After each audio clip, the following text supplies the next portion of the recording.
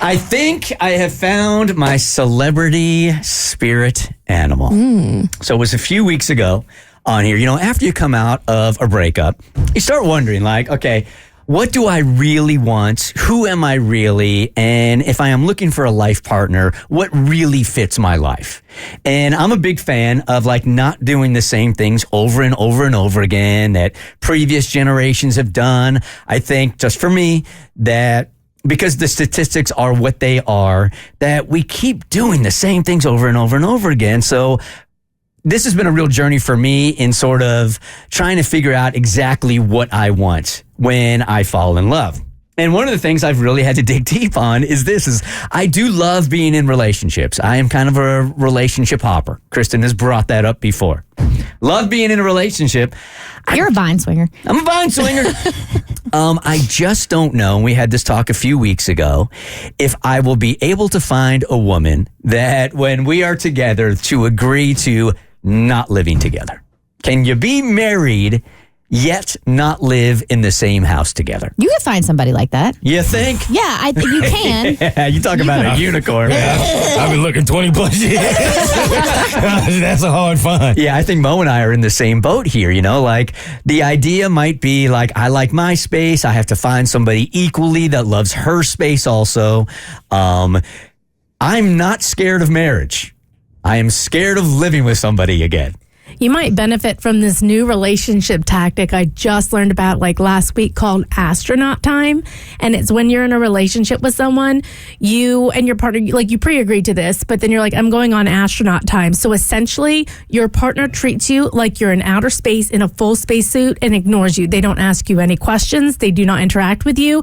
So it allows you like if it were me, I could go about the house and do whatever I wanted without my husband being like, what's for dinner? Did you do this? Did you do that? Hey, let me talk to you about, I don't know, whatever electric car. Like, you don't talk to me at all until astronaut time is over. And then we hang out. So you kind of get the experience of having alone time. Yeah. It's just about respecting space and boundaries, and you invoke astronaut I do time. love that. And that probably happens in your house with Bart, because when we come home after talking for 5.5, 6 hours, at least when I was in my relationship before, that astronaut time was 1 hour. It's a pretty quick trip to the moon.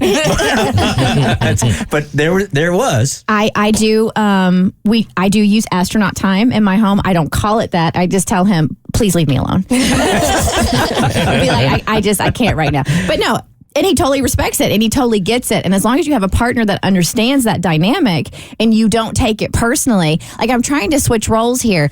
I also have to recognize my husband's a stay-at-home dad, and I can tell when he needs adult conversation, and I wouldn't ever take that away from him and be selfish, like I don't want to talk to you because I've been talking to adults all day when he's been dealing with an almost 3-year-old. Sure. So you kind of you have to read the room as to when astronaut time is appropriate and you're not going to alienate your partner. So why did I even bring Cameron Diaz up in this whole thing?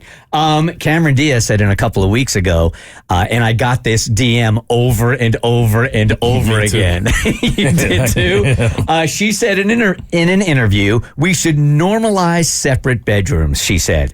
She says, I would really like to have my own house. You have yours, you have a family house in the middle, and he has his, right? So you guys separate each other, and then you have family time in the middle of the house, and then in the middle house, but who can really afford that? And then Cameron Diaz. You go back to your own either houses or rooms if you want to dumb it down.